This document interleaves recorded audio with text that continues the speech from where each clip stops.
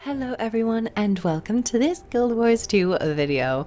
In this video I'm going to be talking about a blog post that ArenaNet posted today, December 20th, 2019, and it was quite surprisingly one of the best blog posts which I have seen this entire year because it gives us a bit of a roadmap into 2020, quarter one at least. But before it goes into the quarter one of 2020, let us first take a look back into 2019 with this blog post titled Looking Ahead, but they briefly talk a little bit about what we've already done in 2019. So the blog post reads, as we sign off for our annual holiday break, we're wishing you and yours a splendid season. In 2019, you brought down Krakatork, defeated Kadim the Peerless, attended the biggest char party ever as a guest of honor, and faced treachery in the far Shiver Peaks. You've befriended Skyscales, bonded with Raven, tackled 4 strike missions, and kicked back at festivals throughout the year. In 2019, you've rocked out to almost 10,000 Metal Legion concerts, nearly a 1 million ascended meals, participated in over 200,000 mountain races, got knocked out, but you got up again over 63 million times. So that was just a bit of a preamble and a look back into 2019, and then they continue on briefly introducing what they are looking forward to in quarter one of 2020. So the next paragraph reads, in the first quarter of 2020, we're continuing to deliver content updates every month, from Living World episodes to competitive updates. An upgraded Lunar New Year experience with a new activity and rewards is on its way after the holiday break, followed by episode 2 of the Icefruit Saga in January. The competitive team is still hard at work on Swiss tournaments and balancing. Efforts that will bear fruit not long after the holidays. And after that, we'll debut a new type of living world content called Visions of the Past, a story that will take you out of the commander's shoes and give you a new perspective on Ryland's Steelcatcher, along with some unannounced surprises we can't wait to unveil. I'm very much interested in this new Visions of the Past system they have, but more on that later on in the blog post. And of course, they talk about surprises that they have not yet revealed to us. What could that be? Fractals, raids, alliance system, but I feel like you would probably have the alliance system in the World versus World update. I do tend to wonder how the alliance system is going. Following paragraph reads, now it's time to rest, relax, and look forward to what comes next. Before we head home to spend time with our families, we wanted to give members of the Guild Wars 2 team an opportunity to talk about these updates in their own words. And then we are given a little image diagram about the quarter one updates for 2020, which consist of PvP, World vs. World, Lunar New Year, the Icefruit Saga Episode 2, and of course the newly announced Visions of the Past. And in terms of Visions of the Past, it seems like the actual emblem, Starburst, is only a quarter full. So this, at least for me, is kind of just like, oh, are there going to be 4 Visions of the Past that we're going to be dealing with? Maybe, we have yet to see. The following paragraphs are touching a little bit more on the actual updates or features that they have since announced. So first up, we have a little some insight into the competitive updates with Cal Cohen, a game designer. He states, the big thing we have coming down the line for both PvP and World vs. World is a major balance update. We've talked a little about it on the forums and on the World vs. World weekly stream, but to reiterate, our main goal is to reevaluate the desired power level for competitive game modes. We're reviewing every skill and trait in the game to bring them more in line with our goals. Now that is a key sentence I am focusing on. We're reviewing every skill and trait in the game. I don't know if that was just to be taken topically or they were actually being serious, like they are reviewing every single skill and trait.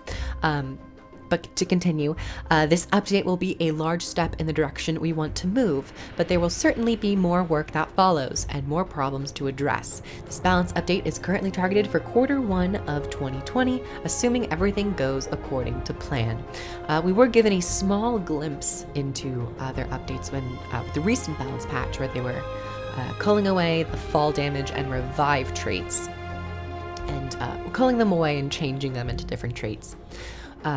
The competitive update continues with, on the PvP side of things, we've made some great progress with Swiss tournaments. We're looking at running a beta event to test the system at a larger scale. Players who participate in the Swiss tournaments during this event will earn a unique title. I will probably be participating.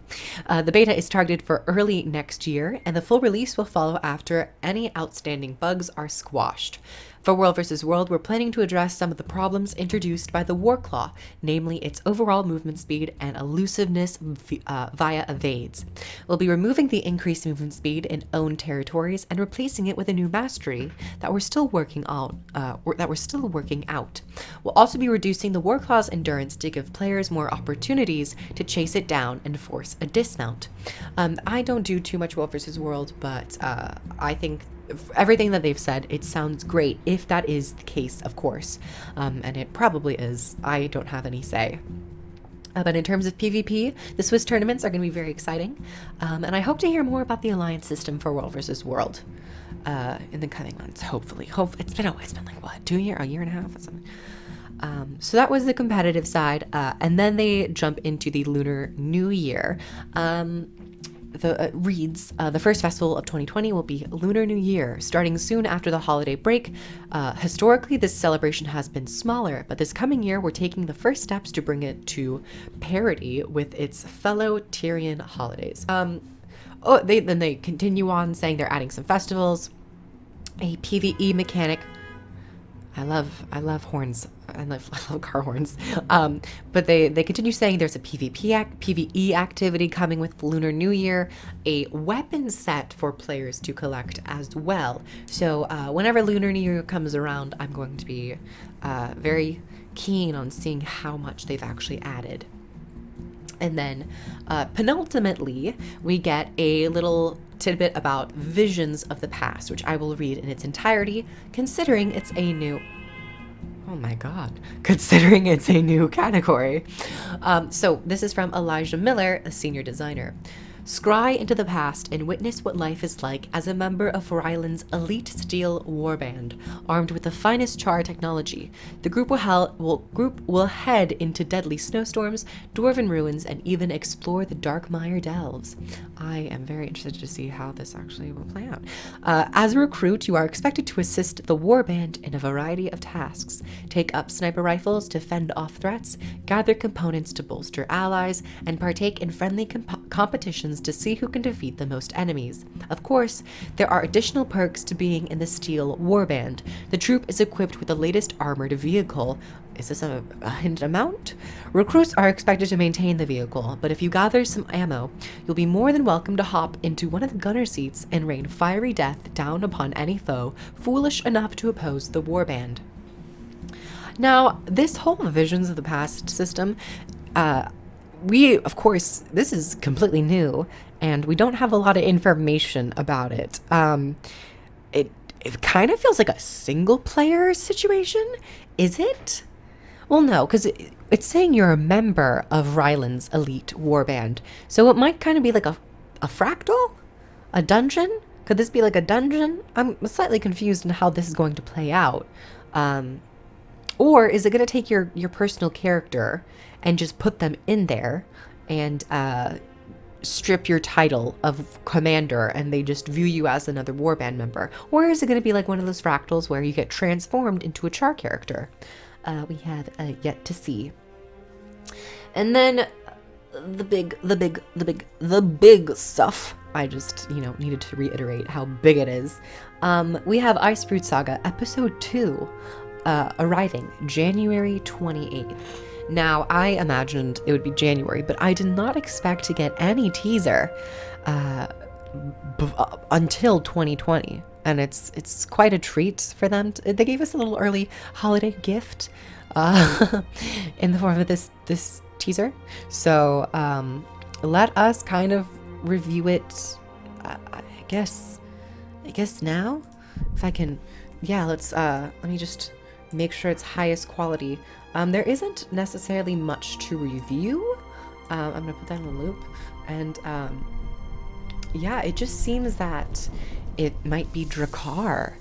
The episode seems to be titled Shadow in the Ice, and it says something big. Now, in terms of something big, to me that mostly speaks of Drakkar and his size, considering he's quite a large character or a model in terms of Guild Wars 1.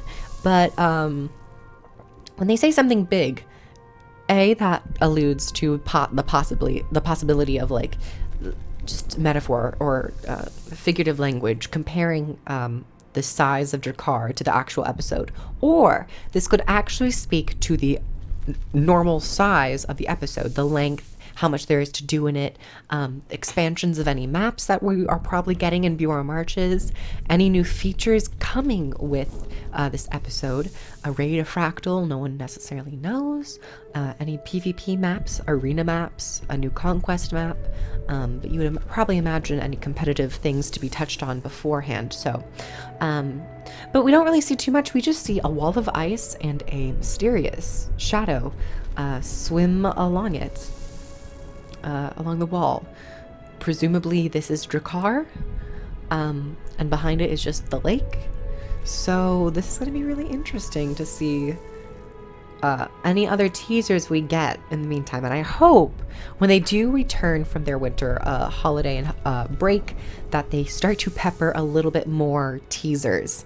Maybe like a shot of a portion of the new map, if there are any new enemy types, or say design features or something like that. But I hope whenever we get closer, they start to drop little pepper little teasers, because I feel like that is typically what keeps like the wide community going. This is what Guild Wars 2 ArenaNet as a whole program can do to continue to keep the momentum going. And ArenaNet has a lot of power, considering they hold all the cards in terms of what they are working on and what they're willing to share. So that is Shadow in the Ice. That is the little teaser that we received. I guess I'll just have it looping in the background. And then, of course, it ends with, we'll be back in the studio on January 2nd, 2020, ready to hit the ground running. Thank you all for your support in 2019, and we can't wait to play along with you again next year. The final saying of we'll be ready to hit the ground running in 2020 is very promising, and it does inspire a sense of hype, passion, and interest. And it's only a matter of time to see how well they can deliver on such promises and such conjecture and all that stuff. But considering we are getting these Living World events quite frequently, it might keep players a bit more entertained, and I hope that this momentum continues. I live by a street now that's very active, so I apologize for all the noises in the background. That is a emergency vehicle passing right now. And now we wait. Everyone pull over to the right. Make sure you stay out of way of your emergency vehicles, because someone might be in trouble. Oh, they stopped. Okay.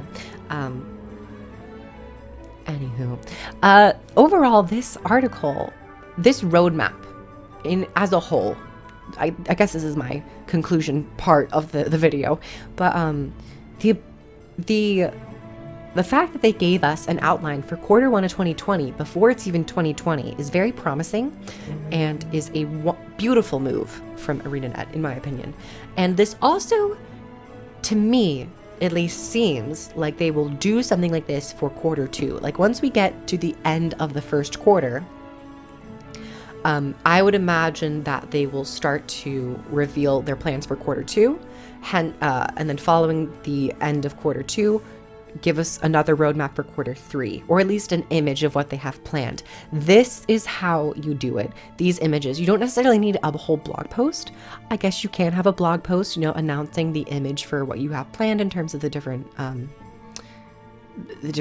categories of the game modes, and you can have some explanations below it. But just the fact that you have an image, just tweet the image and just It is so great. I can't wait to see Guild Wars 2, quarter 2, 2020, and then have like a PvP section, a World versus World section, a festival section, Icebreed Saga episode 3, and then like maybe next Visions of the Past, or like elite specializations, or like raid, dungeon, fractal. What else can you do? What else? New mount, something like that. And it's very wise, and I think it is a great marketing tool, and also people love images. People, I don't ArenaNet, and people know this, people love images of just things to come, or word of things to come. They don't necessarily need to be detailed, but I love this. I love that they're doing this, and I hope that they continue to do this. As for the actual summaries, I think this is also great. Communication is wonderful, and the quality of communication is pretty great. They are giving us basically a spoiler of Visions of the Past, saying like they might as well not have even told us what it was, but it says Visions of the Past, Steel and Fire, and they fully say, no, you're going to be a part of Ryland's warband, and this is what you can expect: fighting, gathering, bolstering. You can be in an armored vehicle and rain down fiery death. Just talking about it, you don't necessarily need to show gameplay, but this is fantastic, and I can't wait to see them do this for quarter 2. Of course, there's no word that they are going to be doing this for quarter 2, but I think from here on out, this is very smart. For how long that they continue to put updates into Guild Wars 2 and to maintain Guild Wars 2 and work on Guild Wars 2, which I hope they have a couple more years of Guild Wars 2. From here on out, I would love to see these quarter posts. I think it's really smart. So I guess that is my video. That's pretty much it. Those are my thoughts. The new trailer, the teaser, is also very inspiring and great. And overall, I think that this was one of the best blog posts which they have made in 2019. And happy holidays, ArenaNet. Thank you, this is more just like to any ArenaNet employee watching. Thank you guys for being awesome on Twitter. Shout out to Tom Abernathy, who is an incredible individual in terms of skill with narrative, and also skill in communicating with the public. Clayton, Ruby, I'm forgetting her name. I just read the article. Bobby Stein, King. Is her last name? I'm so sorry. I'm really bad with names. Anyway, but those are just the people that I've been aware of. I've been watching some of the World versus World streams, and I need to watch more of them. I haven't watched the past couple ones, but I love that they continue to stream World versus World, and I think it's really great that they are taking the time out of their day to stream and just have fun and kick back and talk competitive play. Anyone else I happen to be missing, but those are the people at the forefront who have really impacted me and touched me. And also the partner team, Stephanie, Stephen, other people. I'm really bad at remembering names, but those are the people that just come to mind. Anyone that I've interacted with in terms of the ArenaNet. Happy 2019 and a happy 2020 coming up. I hope you guys have a nice rest. And to the community who's been around and watched me, and my subscribers, followers, friends, people on Discord, thank you guys for spending the time with me and taking a year with me again. But thank you, everyone. I hope you guys enjoyed the video. I certainly enjoyed making it. Like the video if you'd like to. Comment down below your thoughts about this quarter, about this blog post and quarter 1 of 2020. Subscribe for more content, and I'll see you guys in the next video. Bye, everyone.